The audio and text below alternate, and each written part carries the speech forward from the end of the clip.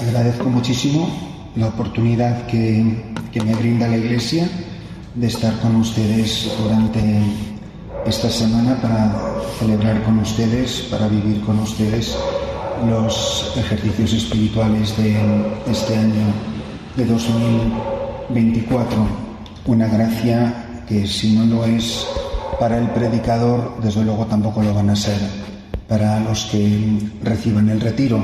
Por eso le doy de todo corazón gracias a Dios por esta oportunidad que me da a mí de que, compartiendo con ustedes estos días de retiro, me sirva a mí también como sacerdote para mi propia santificación. Santificándome yo, santificándose ustedes como oblatas de Cristo sacerdote, se santifica la Iglesia y se santifican sobre todo los sacerdotes y seminaristas, que son quienes dan sentido a su consagración, a su oblación. Pedimos de una manera especial la poderosísima presencia de Jesucristo, sumo y eterno sacerdote, para que ustedes escuchen lo que su corazón sacerdotal quiere decirles y para que yo no sea un obstáculo en la transmisión de la palabra de vida que Él quiere hablarles a ustedes al corazón. Unos ejercicios espirituales, como todo lo que ocurre en nuestra vida, todos son únicos e irrepetibles.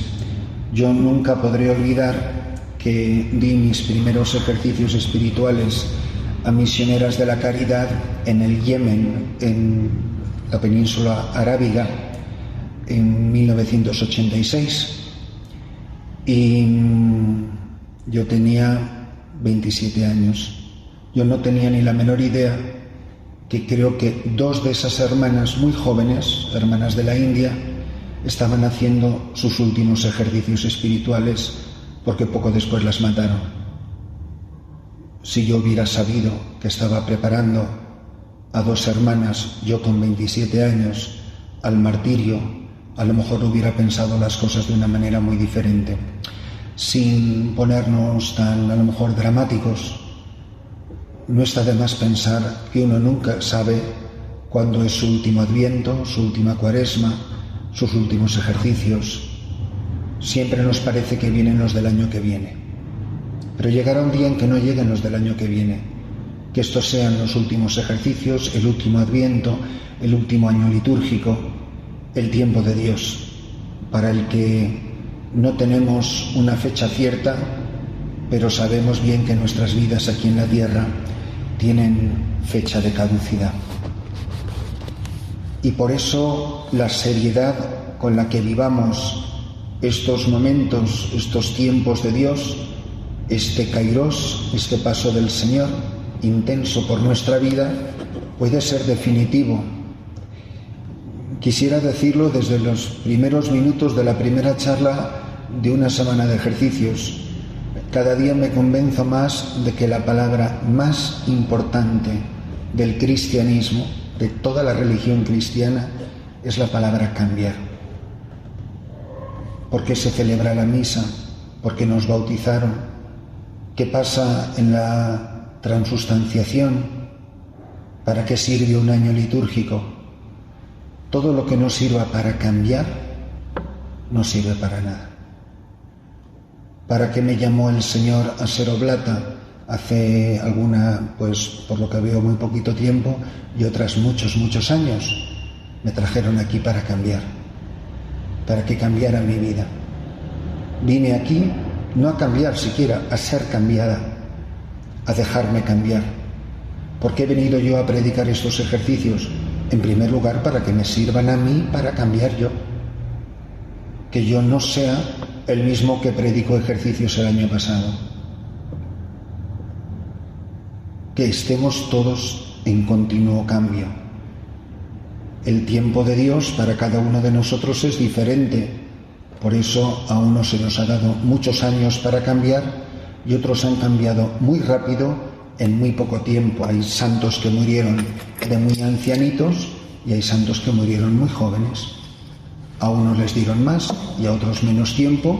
Al final todos a lo mejor fueron, llamémoslo así, igual de santos, pero en el tiempo de Dios. Lo que no es admisible es el retraso. Hay una inmensa diferencia en la vida espiritual, esencial, ontológica, entre ser niño y ser enano. Y los dos son de la misma estatura. Estamos llamados a un tiempo de nuestra vida a ser niños. De hecho, el Evangelio hoy hablaba de eso, de este domingo. Pero ninguno tenemos derecho a ser enanos. Solo que de la enanez nos pueden sacar. Y hemos venido aquí a lo mejor, pues con mucho retraso, a lo mejor en estos ejercicios, para que nos saquen de este estado de enanez. Los enanos están vivos, por supuesto que están vivos, hasta trabajan en los circos, pero no quiere decir que tengan la estatura que estaban llamados a tener. Entonces, ¿para qué se me ofrecen estos ejercicios? Para que cambie mi vida. ¿Cuánto va a cambiar? No tengo ni la menor idea, ni es asunto mío.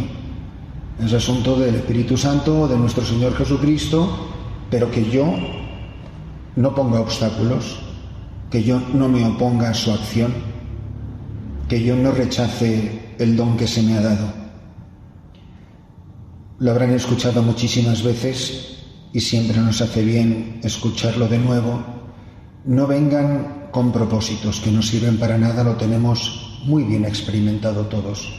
Los propósitos duran 15 días como mucho, pero sí vengan con muchísima esperanza, con la virtud teologal de la esperanza. Abre mi corazón a la esperanza.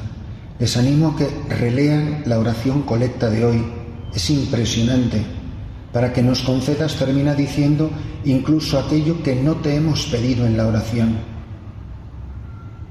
Es decir, que cada uno de nosotros ponga de su parte las puertas del corazón abiertas de par en par. A mí lo que me toca es dejar hacer, no poner obstáculos. Dice San Juan de la Cruz, por este camino se avanza más quitando que poniendo. Con que yo quite obstáculos, con que yo no me oponga, con que yo aparte resistencias, me puedo dar por sobrado. Dejar hacer, estarse quieto, como quieta está la arcilla en manos del alfarero. Dejarme hacer por aquel que me hizo, me entretejió en el vientre de mi madre. El peligro, a mí me ha pasado en muchas congregaciones, que ciertamente son congregaciones que tienen un alto tono de fervor, es que tenemos un vocabulario entre nosotros que es muy bonito, pero que yo no sé si nos lo acabamos creyendo. Nos pasamos la vida hablando de la santidad, perfectamente convencidos de que no vamos a llegar. Pero siempre estamos hablando de la santidad, para que sean sacerdotes santos, para que la santificación de los sacerdotes, para que nosotras seamos santas, que las hermanas, santo, santo, santo, santo. Pero yo de verdad me creo que voy a llegar a la santidad. Yo de verdad lo espero. Yo de verdad lo deseo como el único deseo que hay en mi corazón. Que Dios haga y deshaga lo que tenga que hacer en esta vida, pero por favor, que yo no me muera como estoy. Cuando yo me caía en la camioneta, como fue una caída muy larga, me dio tiempo en esos, no serían más de 10-15 segundos a lo mejor, de pensar 2 o 3 cosas. Bueno, lo primero que iba diciendo nada más, perdóname Jesús, es lo único que repetí, y lo recuerdan las hermanas. La otra cosa es, tenía la clarísima sensación de que yo no estaba preparado para morirme. ¿Pero ustedes se sienten preparadas para morirse hoy? No lo sé. Si me muriera hoy, ¿qué sería de mí? Como les decía en el locutorio, si yo me muriera hoy, ¿me celebrarían el 1 de noviembre o el 2 de noviembre? Entonces, y la tercera cosa que pensaba, y la pensaba muy en serio, es, y de verdad, de esos momentos dramáticos de tu vida, pues pensaba mucho y me quedé dándole luego muchas vueltas en la clinicucha a la que me llevaban, bueno, que era un garaje con una bombilla colgando. Me quedé pensando el déficit que había en mi vida, lo desperdiciado, lo mal gastado, lo mal aprovechado, lo mal vivido, y me doy cuenta que Dios me ha dado una nueva oportunidad. Eso que se suele decir, he vuelto a nacer. Pues, hermanas, sin que se caigan ustedes por los barrancos, las reflexiones pueden ser las mismas. La siguiente reflexión o el siguiente aspecto que comparto con ustedes es, miren, hay dos clases de cristianos en el fondo: los que creen que nacieron con una partitura en blanco debajo del brazo, o los que creemos que nacimos con una partitura que ya está llena de melodía. El que cree que ha nacido con una partitura en blanco es el que tiene el firme propósito de hacer en su vida lo que le dé la gana. Yo soy el compositor de la historia, de la canción, de la melodía de mi vida. Yo soy compositor y yo decido soberanamente, haciendo uso de mi libertad, autónomamente, de hacer con mi vida lo que yo quiera. Y así vive mucha gente que está pasando por esta calle en este momento. Y podemos vivir muchos de nosotros dentro de los parámetros de nuestra consagración, observando unas normas, unas leyes, unas costumbres, pero en el fondo deambulando por los claustros de un monasterio arrastrando las chancletas. A mi aire. Y ya no le digo el que no tiene normas, ni reglas, ni constituciones, ni costumbres.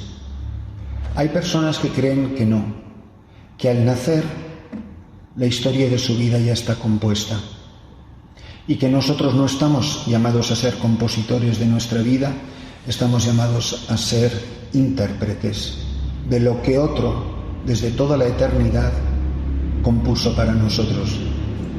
A don José Rivera le encantaba citar los primeros versículos del capítulo 1 de la carta a los Efesios 1:4, que tantas veces han escuchado ustedes. Dios Padre, antes de la creación del mundo, nos eligió para que fuéramos santos e irreprochables ante Él por el amor.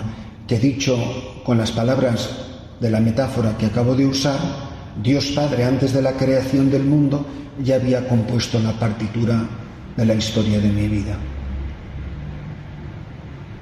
¿Yo qué he hecho a lo largo de mi vida? Torpemente, fiel o infielmente, a veces de una manera, a veces de otra, yo he interpretado la partitura que Él escribió para mí. A veces he sido fiel a la nota escrita, he vivido en obediencia al Padre, en obediencia a su amor, en obediencia a lo que Él desde toda la eternidad había diseñado para mí, y otras veces he dado la nota que me ha dado la gana, que ya mi vida no sigue lo que está escrito en el pentagrama. Y yo me he empeñado en dar un re cuando ahí ponía un sol. Y a lo mejor me he empeñado en dar muchas otras notas. Y hace tiempo que me salí de la partitura. El problema, yo no sé mucho de música, pero el poquito que sí sé es que para que haya armonía en un acorde, aunque sean 3 notas, son 3 notas diferentes. Como diferentes son ustedes tras los muros de este claustro.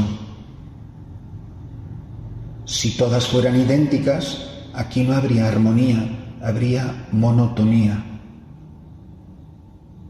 Pero el drama de mi infidelidad no solo es las consecuencias que tiene para mí, sino que todo el acorde suena mal. Y entonces ya no hay armonía, sino hay estridencia, o lo que hay es cacofonía. Y mi infidelidad hace un daño terrible a la Iglesia, hace un daño terrible a la comunidad. No es un asunto individualista entre Dios y yo, es algo que me afecta a mí, pero que va a tener consecuencias imprevisibles en la vida de muchísimas otras personas. Y en el caso de la vida monástica, hermanas, es que su vida está en relación con el mundo entero. Pero ustedes no tienen ni idea de a quién están haciendo daño, como yo no tengo ni idea de a quién estoy haciendo daño en las ovejas que se me han confiado cuando he sido infiel. Y pueden hacer mucho daño a la congregación, pueden hacer mucho daño a la comunidad y pueden hacer mucho daño para aquellos a quienes, y además no lo sabrán nunca en esta vida. Pero anda que el día que me entere que ese sacerdote pudo ser más santo o menos santo si hubiéramos sido más fieles nosotros, pues estoy seguro que hay una correlación entre la oblación de unas oblatas y la santidad de unos sacerdotes y unos seminaristas, porque si no, a ver qué es lo que estamos haciendo aquí.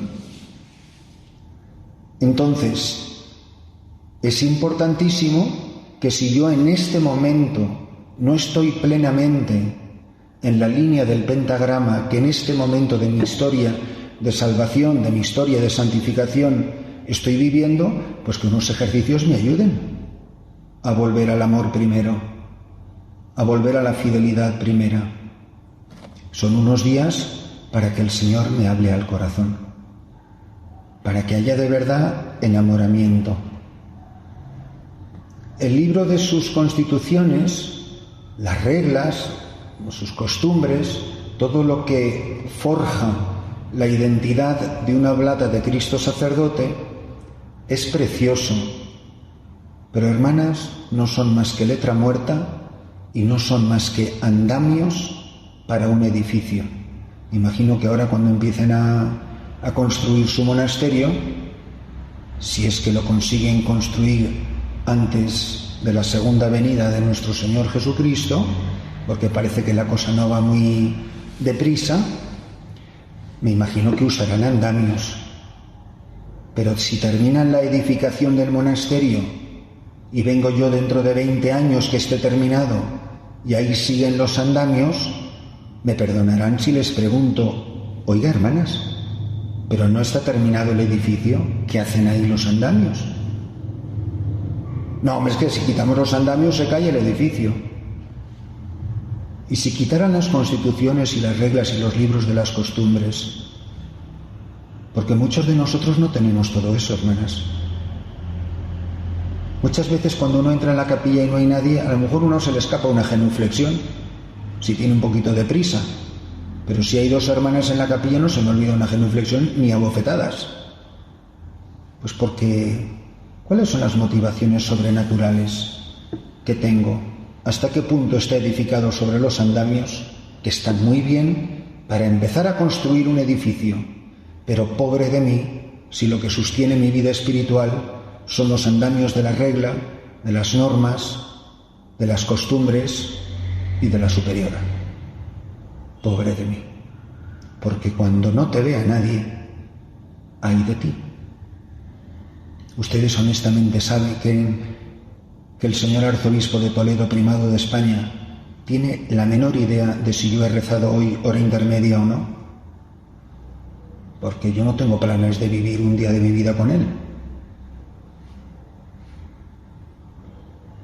A final de cuentas, solo Dios fue testigo de la verdad de mi vida monástica, de mi vida contemplativa.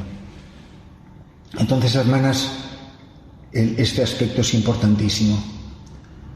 La importancia de darnos prisa para vivir en el tiempo de Dios, para volver a la partitura que Él escribió desde toda la vida, eso es la conversión, reconociendo que he dado muchas notas equivocadas, sino para que nos hemos confesado, y sabiendo que solo hay una persona en la historia de la humanidad que nunca ha dado una nota equivocada, que es la Santísima Virgen María.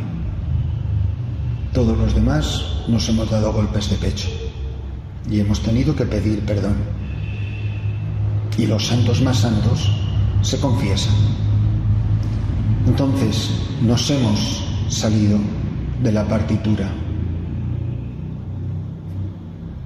Que el Señor nos conceda volver a la armonía original para la que fuimos llamados por nuestro nombre. Unos ejercicios espirituales, hermanas, deberían de servirnos muy mucho para recordar, hacer memoria de nuestra llamada vocacional. Dicho muy sencillamente, como se lo diría a un grupo de jóvenes, tú todavía hoy, al cabo de los años, al paso de los años, ¿oyes la voz que a ti un día te llamó o no? ¿Esa voz es real? ¿Es la misma voz que te ha llamado esta mañana y por la que has venido a un coro a rezar? ¿O estás viviendo del recuerdo de una voz que ya no sabes ni cómo suena? Es como cuando te llama por teléfono alguien, imagino que estas cosas no pasan en esta casa, y te dicen alguien medio en broma, ¿a que no sabes quién soy? A lo mejor es una persona que no te ha llamado en mucho tiempo, y tú le dices, ¡ay! Sigue hablando, que me suena. Es una voz que yo conozco. El niño Samuel no conocía la voz del que le llamaba. Hay personas que no conocen esa voz. ¿Cómo van a venir a la vida monástica si no conocen la voz de su Señor? Pero también podemos estar en la vida monástica, en la vida religiosa, y ya no acordarnos de cómo era su voz. Dicho con un ejemplo muy gráfico, un poco bruto, ¿ustedes son solteras? ¿Son casadas? ¿Son separadas? ¿Son divorciadas o son viudas? Porque de todas esas maneras, hermanas, se puede vivir la vida religiosa. Y yo que llevo 42 años dando vueltas por la vida religiosa, les puedo asegurar que de todos esos estados he encontrado religiosas. Primero he encontrado muchísimas religiosas que hasta que no me escucharon unos ejercicios espirituales, nunca, jamás nadie les había hablado de Cristo Esposo. Pues muy poquita vida esponsal vas a tener con Cristo Esposo cuando nunca te han hablado de que Cristo es esposo. Y créanme que no todo el mundo en la vida religiosa ha recibido la formación de ustedes. Y a lo mejor ustedes han conocido religiosas así, que no tienen ni idea. Pues unas solteras, simpatiquísimas, piadosas, devotas, buenísimas personas, trabajadoras como ellas solas, pero solteras. Que nadie se ha enamorado de ellas y ellas no se han enamorado de nadie. Uno de los libros más bonitos que he leído, que seguro lo han leído ustedes, pues muy conocido, lo leí para la tesis doctoral, es el libro del Padre Cantalamessa sobre virginidad, se llama Virginidad. Es un librito muy pequeño que seguro lo deben de tener, pero lo tengan en su biblioteca, porque es una preciosidad. Y al final cuenta, citando, creo que es al pensador francés Péguy, que hablaba de unas monjas muy famosas de Francia, las hermanas de Port Royal, y dice esta frase que es espeluznante, dice él de esas monjas de clausura, dice, se creen que aman a Dios porque no aman a nadie. Ser virgen consagrada no consiste en no haberme enamorado de nadie. Entonces, y eso es lo que es la soltera, una persona que no le ha entregado su corazón a un hombre. Puedo ser casada, ya hablaremos de esto el día que toque. En la consagración virginal, en la unión esponsal con Jesucristo, de donde nace una verdadera maternidad. Yo de verdad estoy convencido de que soy madre, precisamente porque soy virgen. O separadas, hay personas que estuvieron unidas a Cristo Esposo, pero ya no están tan unidas a Cristo Esposo y cumplen con la regla. y hacen lo que se les manda. Tampoco se han ido del monasterio. Muchas dicen, ya a mi edad, ¿a dónde voy a ir? Y encima aquí me dan de comer 3 veces al día gratis y me llevan al médico. Separadas. No producen fruto. ¿Están vivas? Sí. ¿Llevan hábito? Sí. Pero están separadas del esposo. Estuvieron juntas y miran hacia atrás con nostalgia. Yo tuve esta conversación precisamente ayer por la noche con el padre José Manuel Alonso Ampol. Yo le estaba hablando a él exactamente de esto, hablándole de nuestra relación con don José Rivera. Nosotros somos más o menos fervorosos que cuando vivía don José. Se me quedó mirando así con ojiplático. Pero seguimos repitiendo las cosas que decía don José Rivera. Pues tradúzcanlo a sus padres fundadores. ¿Qué ambiente hay en los monasterios? Porque se supone que el fervor crece, no disminuye. No, vamos, si vivieran otra vez aquí nuestros padres fundadores, vamos, se achicharrarían del fervor que hay en los monasterios. Oye, gloria a Dios. Entonces, podemos vivir como separados, y podemos vivir como divorciados, y podemos vivir como viudos. Yo sigo siendo lo que era cuando estaba casada. Cumplo con mis obligaciones. Nadie podrá reprocharme nada. Pero algo se ha ido apagando, enfriando y muriendo en el corazón. Entonces, la gran pregunta de los ejercicios y hoy, ¿a quién le pertenece mi corazón? Estoy segura de que todos los pedazos de mi corazón le pertenecen a Él, o por el camino me he ido dejando pedacitos.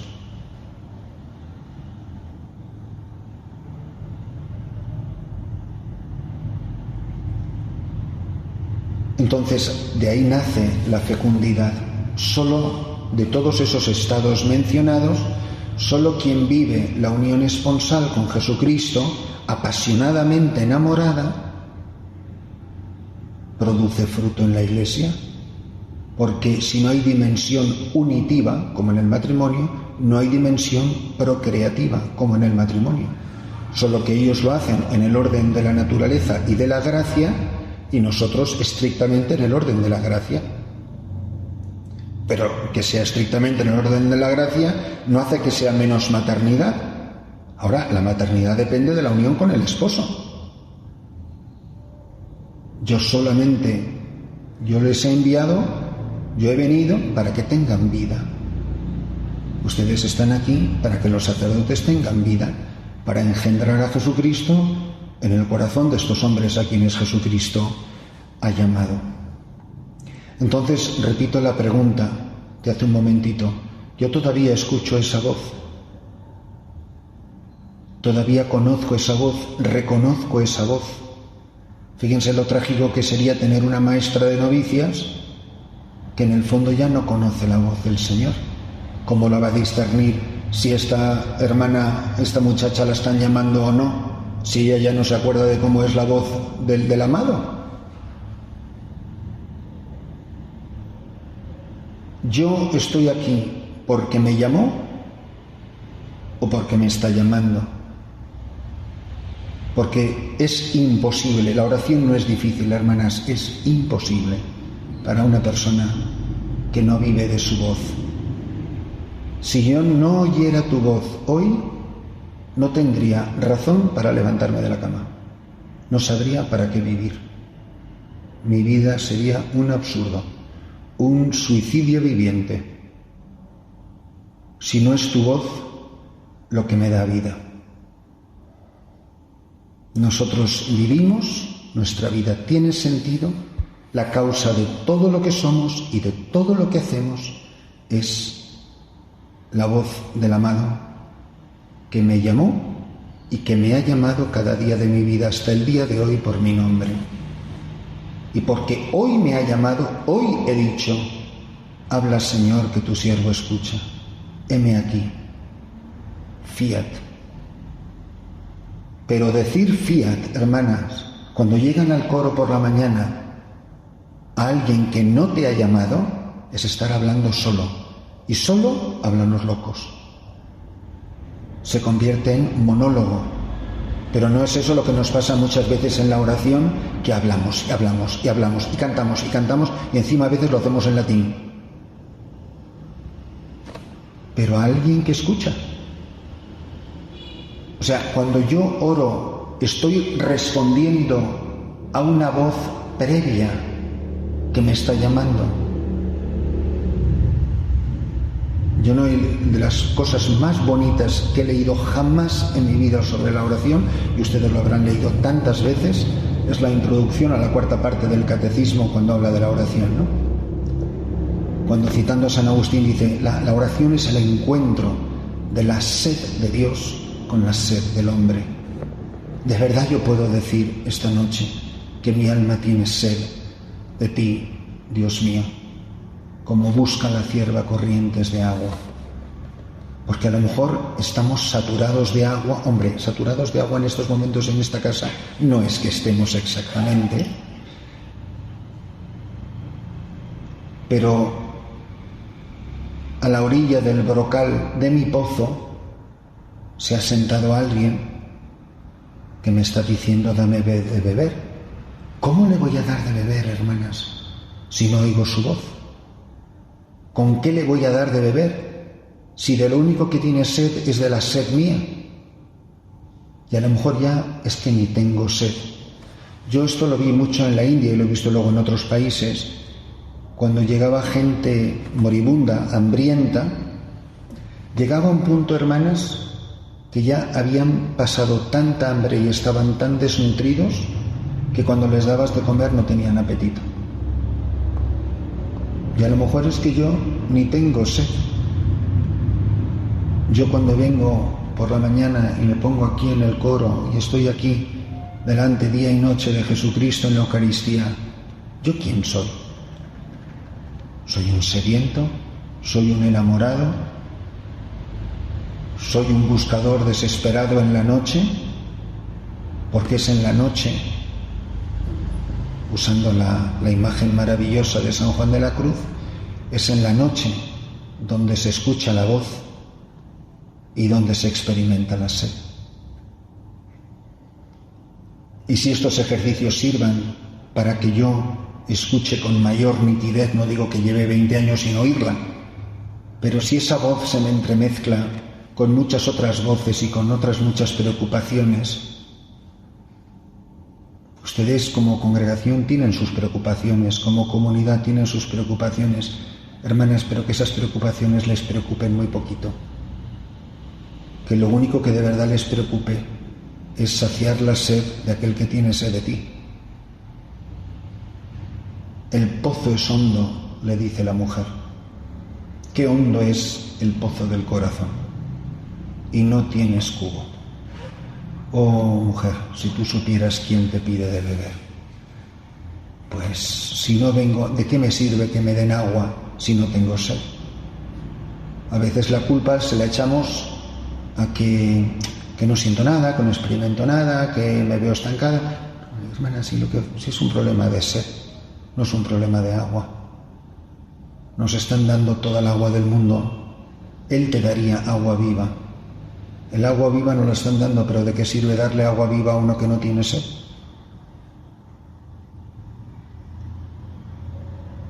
Él llega al pozo primero. De verdad, venir a la oración es experimentar que alguien se ha sentado a la orilla del pozo de mi corazón para pedirme de mi sed, que es el único agua que le interesa. Pues todo esto es para lo que sirven unos ejercicios. Todo esto es lo que está llamado a renovarse y a experimentarlo de nuevo y a pedirle al Señor que nos ayude a volver al primer amor todos los días, a vivir del primer amor. También unos ejercicios, hermanas, nos deben de ayudar muy mucho a, sobre todo, dar gracias a Dios. son una maravillosa oportunidad, muy por encima de lo bien o mal que estemos, de cuál es la calidad de nuestra oración y de cómo estoy viviendo los votos y mucho más allá de todo eso. Que toda mi vida esté sumergida en un océano de gratitud, pero que de verdad se me llenen los ojos de lágrimas ante tanta bondad de Dios. Lo bueno que ha sido Dios conmigo. Conmigo porque estaba perdido y he sido encontrado, porque estaba muerto y he sido devuelto a la vida. Lo bueno que ha sido Dios. Que no demos por supuesto su bondad, hermanas. Y si unos ejercicios solamente sirvieran para convertir mi vida en un 8 días de acción de gracias y toda una vida de acción de gracias, bien empleada estaba la vida. ¿Quién soy yo para que te hayas fijado en mí, para que me hayas llamado por mi nombre, para que me digas mi nombre todas las mañanas y a cada instante, para que me hayas invitado a vivir aquí contigo? Esto es una cosa que corregía mucho don José. No es que Jesús lo hemos traído a vivir con nosotros, no, es que Jesús nos ha traído a vivir con Él, que la casa es suya, no nuestra. Todas esas imágenes antiguas que a mí me parecen horrorosas, de que no, el divino huésped. Oiga, mire, Jesucristo es todo menos un huésped. Es el Señor de la casa. Huéspedes seremos nosotros que estamos de paso. Porque por aquí habrán pasado muchas oblatas que ya no están, digo yo, ¿no? Pero este huésped no se ha ido nunca de aquí. El que más lleva aquí es Él. Y si no estuviera Él, pues no estarían ustedes tampoco. Entonces, esta inmensa gratitud que lo tiene que inundar todo. Yo nací para tu gloria, para que mi vida sea, dice San Pablo, alabanza de tu gloria. Que mi vida sea una continua alabanza a la gloria de Dios y a su infinita bondad, a su infinita misericordia. He venido aquí para pasar el resto de mi vida alabándote, glorificándote, proclamando que solo tú eres santo, que solo tú eres Señor de señores y Rey de reyes, para proclamar tu amor a todos los hombres y para amarte por todos aquellos que no te aman y para darte a conocer en los parámetros, obviamente, del carisma que ustedes han recibido, que es diferente de una persona de vida activa o de un sacerdote misionero o lo que sea, pero como Dios les dé a entender. Que proclamen la infinita bondad de Dios, que ha sido tan bueno con ustedes. Donde San Pablo dice maravillosamente: su gracia no se ha derramado en mí en vano. Que no se derrame sobre nosotros tampoco en vano, hermanas, sino muy al contrario. Y unos ejercicios son una magnífica oportunidad para acercarnos a la Virgen María, para pedirle a ella que sea la primera oblata, que nos enseñe a ser oblatas, que nos enseñe a estar al pie de la cruz, que nos enseñe a amarle y amar el sacerdocio de cada uno de sus hijos, no juzgando, amando, enseñando a amar, corrigiendo lo que haya que corregir, pero sobre todo dando gracias a Dios por el sacerdocio de cada uno de los sacerdotes de este mundo y sobre todo de los sacerdotes con los que ustedes tengan la gracia de interactuar. Los sacerdotes, claro que tienen una misión muy importante en la santificación de ustedes, pero no es menor la importancia de ustedes en la santificación de los sacerdotes con los que se van a encontrar. Y ustedes nunca saben quién es el sacerdote que más necesita venir a esta casa. A veces les estamos buscando que sean los más santos y los de Clériman más negro y más de Toledo de la parte antigua si es posible, y a lo mejor no es eso lo que les quiere mandar el Señor, que hay miles y miles de religiosas que se están santificando con otros sacerdotes menos sacerdotes, pero están ellas respondiendo plenamente a la gracia de Dios. Pues que se paren a pensar que a ustedes les han puesto en el fragor de la batalla.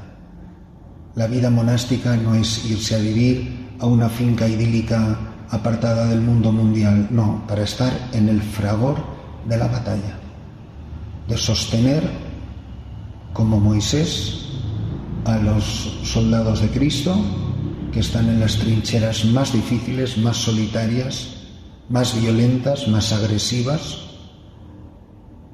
Y por eso, para no mencionar aquí la conversación del locutorio, pero creo que es un ejemplo buenísimo, piensen, por lo menos deseen, miren, aunque ni siquiera lo piensen como tal pensamiento intelectual, que dónde les gustaría a ustedes estar como oblatas. Si a ti te dejaran fundar un monasterio, ¿dónde te gustaría poner un monasterio? ¿Donde fueran todos más santos o donde fueran todos más desastres? ¿Dónde te gustaría estar a ti? O sea, si tú eres médico, ¿dónde te gustaría estar? ¿Dónde están los más rollizos y sobrados de salud? ¿O en medio de un campo de batalla donde todo el mundo se está desangrando? Porque digo yo que si no quieres ver sangre, mucho mejor que te hagas abogado, pero no te hagas médico. Yo, por ejemplo, si me preguntan cómo llegué, y lo habrán leído en la última carta que les mandé, yo le dije al obispo: usted tiene un trozo de su diócesis donde no quiera ir nadie, o no tenga usted a quien mandar, o no haya quien pueda vivir ahí. Si usted tiene un sitio donde nunca se ha anunciado a Jesucristo y no quiere ir nadie, ese es mi sitio. Hermanas, cuando yo llegué no tenía casa. No tenía, o sea, aquí problema de agua corriente. Yo es que no tenía problema de agua corriente porque como no tenía casa, yo no sabía dónde iba a vivir. El obispo nunca me dijo, nunca me dio nada. No tenía vehículo. No había nada para celebrar misa más que lo que yo llevaba, un maletín portátil. Me encontré con dos religiosas que llevaban 3 meses sin misa, las hermanas, muy jóvenes, la mayor tenía 30 años, estupendas, viviendo maravillosamente, se daban la comunión una a la otra. Y yo no creo que sean menos santas que ustedes, ni que yo, ni que nosotros, cuando lo hemos tenido todos. Cuando lo han tenido han dado gracias, cuando no lo han tenido han vivido con enorme alegría y fidelidad su vocación. ¿Dónde les gustaría estar? ¿Dónde la cosa está peor o dónde la cosa está mejor? ¿Dónde hacen ustedes más falta? Fíjense qué cosa, un criterio tan bonito podía ser. No sé, ¿dónde crees que te necesita la Iglesia? Señor, ¿dónde nos quieres? ¿Dónde nos quieres poner? Pues que estén dispuestas. Por lo menos esa disponibilidad. Luego la Iglesia hará con ustedes lo que tenga que hacer. Pero yo creo que es muy bonito. Cuando una persona vive enamorada, hermana, la puedes tirar al agua donde quieras, que esa hermana flota. No se va a hundir. Por eso, que estos ejercicios, sobre todo, renueven el fuego de la vocación. Renueven la sed del corazón. Se nos regalan estos días precisamente para esto, para que Jesús, como aquella primera vez, cuando nos dimos cuenta que teníamos vocación, nos vuelva a todos, a ustedes, a mí, a hablar al corazón.